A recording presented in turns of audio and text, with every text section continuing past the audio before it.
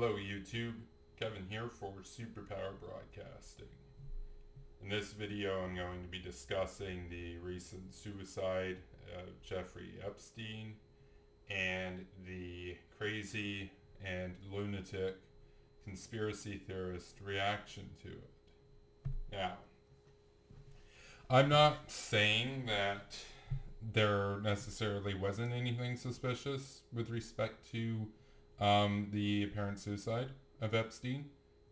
It's wholly possible that there was some malfeasance at play, that it wasn't necessarily a suicide. That's a possibility. I should add that in here as a caveat before I really get into this. However, I am very skeptical of this conspiracy theorist craze that we have going on these days, where anything that happens is immediately labeled a conspiracy. It's immediately an inside job or something of that sort. I am not somebody who is inclined to fall for these things, generally speaking. Now, of course, there are real conspiracy theories out there, and I'll be talking about that in this video.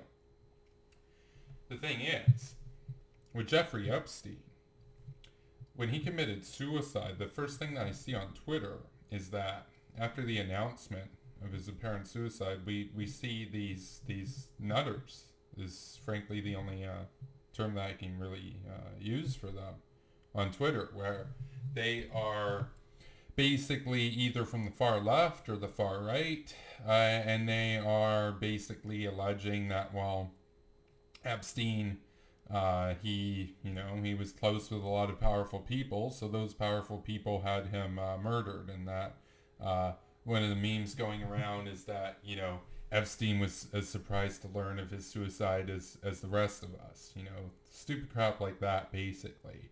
This whole idea that the only motive that could have existed behind the suicide was, powerful people or whatever.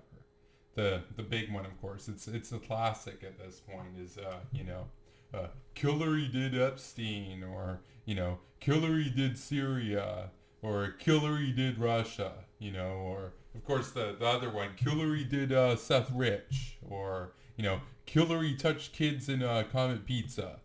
That's another one. So all these Alex Jones neckbeards, all the Jimmy Dore fanboys,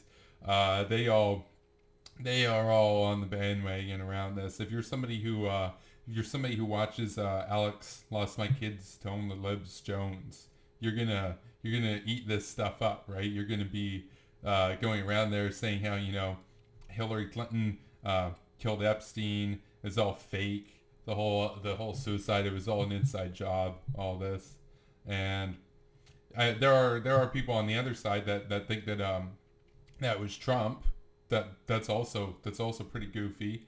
Now, I don't like Trump at all, but I don't think Trump did anything necessarily about this. The guy, honestly, is pretty incompetent when it comes to these sorts of things. And if it was the case that he had done it, we would find out pretty quickly, because his team sucks at covering these things up. And we could see this with I believe it was either Eric Trump or Donald Trump Jr., where the Kremlin had reached out and offered them dirt, basically, on the DNC after they had hacked the RNC and the DNC through the GRU, the Russian military intelligence.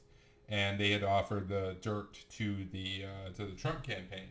And one of Trump's sons was like, "Oh yeah, I love it," in an email. And of course we find out about it because they're too stupid to do a conspiracy successfully and cover it up. So we would find out really quickly if it was Trump. I doubt it was Trump. I doubt that there was any sort of conspiracy involved at all, because with Jeffrey Epstein, it's not like the only motive at hand here behind the death is that a bunch of wealthy elites want him dead so that he wouldn't talk. Sure, you could say, well, that's a motive. I mean, because there were a lot of very wealthy people that hung out with this guy. This guy Epstein, of course, is a notorious child predator. Disgusting man. I'm not defending Epstein at all here, and I see some people that are to some extent almost defending this guy or whatever as this victim or anything. He's not a victim. He's a perpetrator of great malice, and he's an evil scumbag, right? The thing is, of course, yes, he did have a relationship with Bill Clinton and Donald Trump. That's a fact. That's absolutely a fact. So I mean, it makes sense that there's a motive there, that those two in particular would see this as good news, right? Now, the other motive at hand here, which isn't being discussed as far as I can see, at least amongst the conspiracy theory crowd, which is this huge bulk of social media these days, is that one profound motive behind this death is on the part of Jeffrey Epstein himself, the embarrassment of being this high profile, publicly caught and ultimately, convicted child predator. Now, he in the past got a really weak sauce sentence and everything, and he didn't really have to do much in the way of jail time, but it was serious this time. Justice was finally going to catch up to him.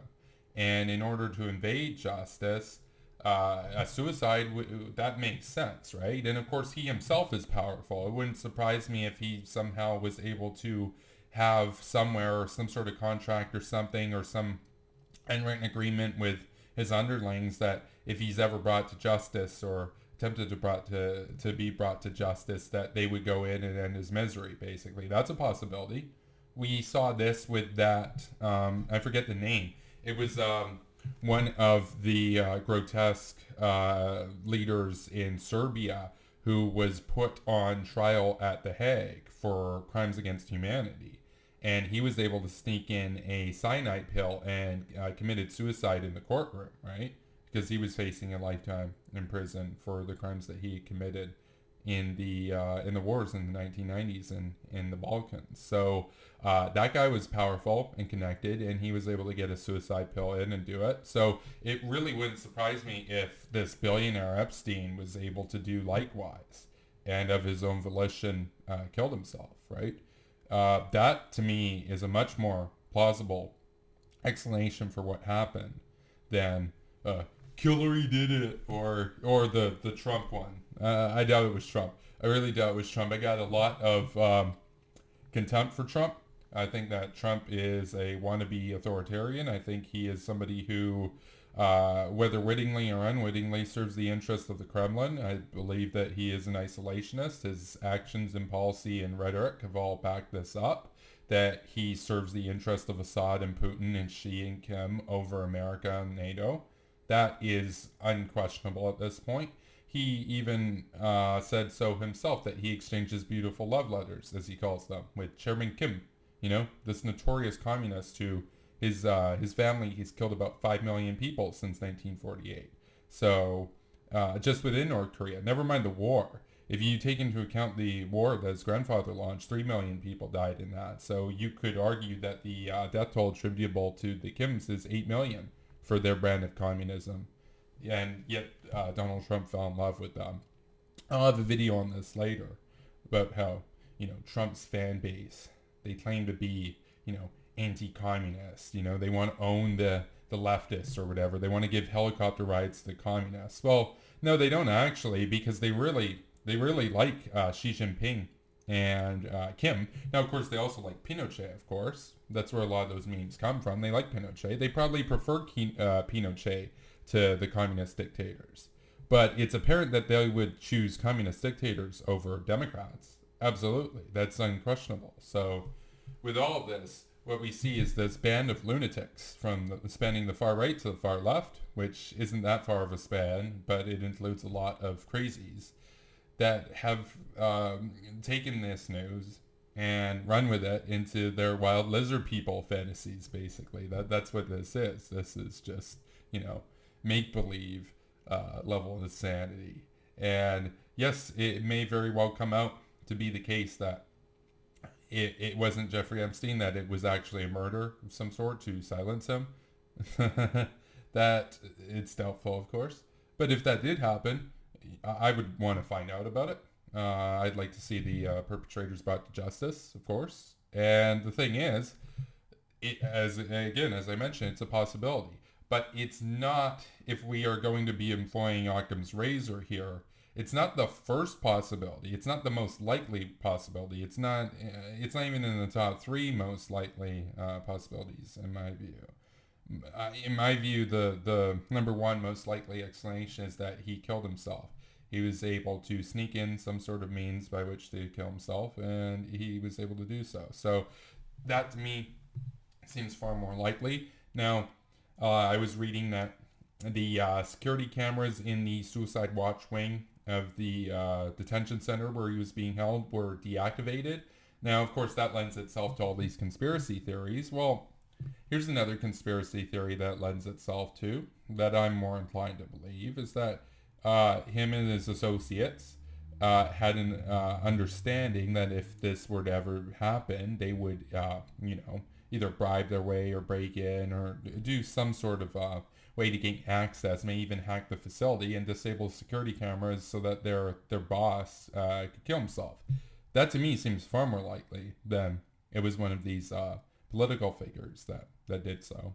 My guess is it was his own associates, his own henchmen, right? So now the final point that I'm going to make in this video is this whole outrage over the conspiracy theories that it was Clinton or it was Trump or whatever that did this, and that it's an undermining of America, that it's this big government tyranny or whatever. That's all disingenuous, and I'll tell you why. Because when Boris Nemtsov was executed in public, when he was walking across a bridge outside the Kremlin in Moscow in 2014, and it was clear, it was very apparent, it's undeniable at this point that Vladimir Putin did it. He had his political opposition executed.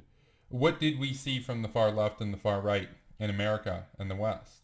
We saw this narrative that this is all just this moral outrage by the elites, the American establishment. They're all making a big deal out of nothing, that it wasn't Putin. Why would Putin do this? It was just some, Chechen thugs or something. They bought right into Putin's narrative. They bought right into the narrative that Putin wanted, which was scapegoat a few Chechen radicals, have them blamed for his execution, and then, classic Machiavellian move, have them pay the price for it, and then continue to rule with even more consolidated power.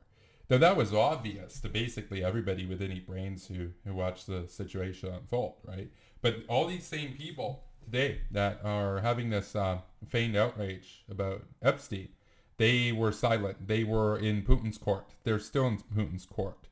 The government of fascist Russia oftentimes will execute journalists and make it look like a suicide, but not spend that much effort making it look like a suicide. So, for example, they will push a journalist off a balcony and then label the cause of death as a heart attack, or they'll label the cause of death as a suicide or something like that. And this goes on and on. Russia's one of the most deadly places in the world to be a journalist, even though they're not a formal war zone. Iraq is safer to be a journalist than Russia, for example. That is egregious. And this goes to the whole idea that peace, of course, is relative, that peace, as the isolationists use it, isn't very peaceful.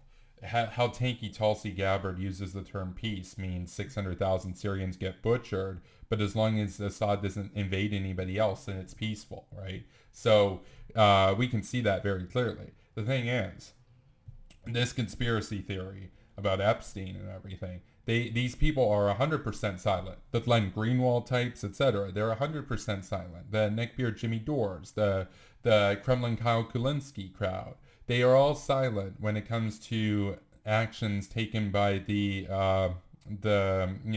jackboots in Russia to silence Putin's political opponents and stage suicides and whatnot. They don't care.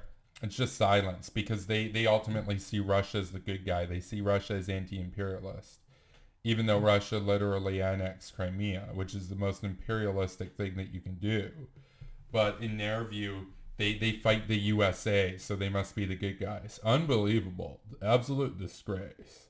And when it comes down to a lot of this, of course, what we see is that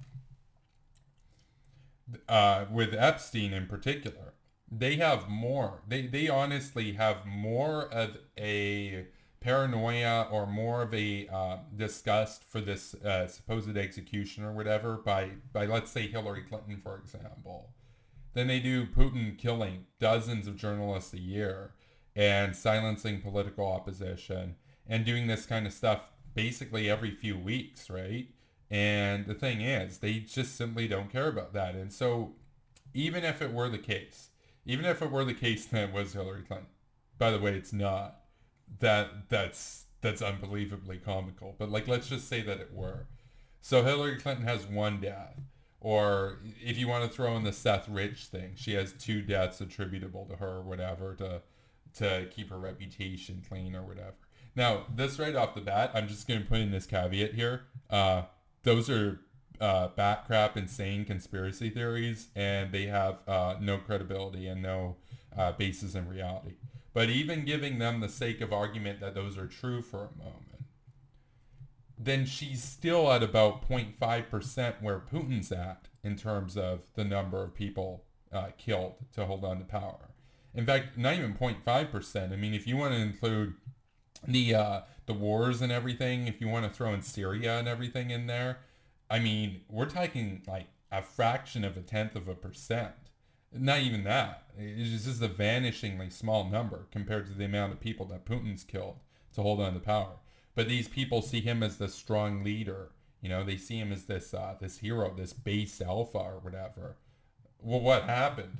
By that logic, shouldn't Hillary Clinton also be a based alpha or whatever? Shouldn't Bill Clinton be a based alpha? They also, in their view, they also kill political opponents to hold on to power. Oh, but that's right. Hillary and Bill Clinton believe in liberalism, and they believe in capitalism, and they believe in democracy, and they believe in things like accountable government. So, in other words, everything that these far right and far left people despise, because what do they believe in? They believe in fascism, National Socialism, they believe in authoritarianism, they believe in Slavic ethnostate, they believe in ultra-conservatism, they believe in ultimately this idea of Christianity or whatever as being the fundamental basis on which society should be founded. They believe in the idea of the strongman patriarch. They believe in no separation of church and state. They believe in illiberal economics. They believe in oligarchy in the case of Russia, or variants of that sort. So it comes down to ideology, right? They're totally fine with Putin, literally, 100%, undeniably, doing this sort of thing on a mass scale to hold on to power, because they agree with what he's trying to do, which is create a far-right, ultra-conservative petrol state, right? Whereas Bill and Hillary Clinton are in the side of NATO, the side of liberalism, liberal values, etc. And of course, they didn't kill anybody, but even, as I said, just giving them that, it's still nowhere near as bad as the people that these people defend. So, I mean, it would be one thing if they said, yeah, I really don't like what Putin's doing, we should fight Putin. And then they also had the view that Hillary Clinton was behind this and they didn't like Hillary Clinton. Well, that would be a bit more of a consistent position. But no, a lot of these people, these conspiracy theorist types, they watch Russia Today. They watch Jimmy Dore. They watch Kremlin Kyle. They watch them unironically. They seriously take the words of Glenn Greenwald and Dave Rubin without any grain of salt whatsoever. They are in the intellectual court of the worst tyrants around. But their issue is with Hillary Clinton. It's unbelievable. It's gross. It's absolutely grotesque. And to just close out the video here, there's no way. There's absolutely no way that it was Bill Clinton or Hillary Clinton or Trump. That's just insanity, right? If it were, we would find out about it pretty soon. But I mean, again, it's like the case of the Comet Pizza. There wasn't even a basement or whatever. It's just unfounded. It defies Occam's razor. It defies logic. It ultimately is just an expression of a profound, cringeworthy, bat crab lunacy that we have going on in the culture right now in the political discourse, where the second something happens, it must have been a conspiracy. The second Assad gasses people, it must be a false flag by the evil, no good USA hawks. Or the second Iran attacks a vessel, Iran didn't do nothing. It must have been the evil, no good USA imperialists. I mean, it's just so stupid. I mean, it basically means, right, that as long as you're anti-American, you can do anything. You can murder 100,000 people. Hell, you can murder 600,000 people like Bashar the Butcher, right? And they will defend you. But if you have a pedophile executed, then all of a sudden you're this horrible person or whatever. Now don't get me wrong. I'm not for vigilante justice, right? But it is kind of funny to see a lot of people all upset and everything over pedophile being executed. I mean, let's just keep it real. If we're doing this right, we should probably have the death penalty for this guy anyway, right? I mean, without question, the guy's guilty. He's a notorious pedophile. Unbelievably disgusting, man. Scum of the earth, right? So, I mean, if I'm determining the justice system, this guy's getting the death penalty 100%. But again, I'm not for vigilante justice or anything. But, I'm not crying any tears over Jeffrey Epstein not being with us anymore. Guy's a disgusting, absolutely disgusting human filth. And to see these people defend him and to see them defend Putin, but to have all of this contempt towards Hillary Clinton, unbelievably morally duplicitous, unbelievably stupid, unbelievably grotesque, and completely and utterly cringeworthy. So thank you for watching, YouTube.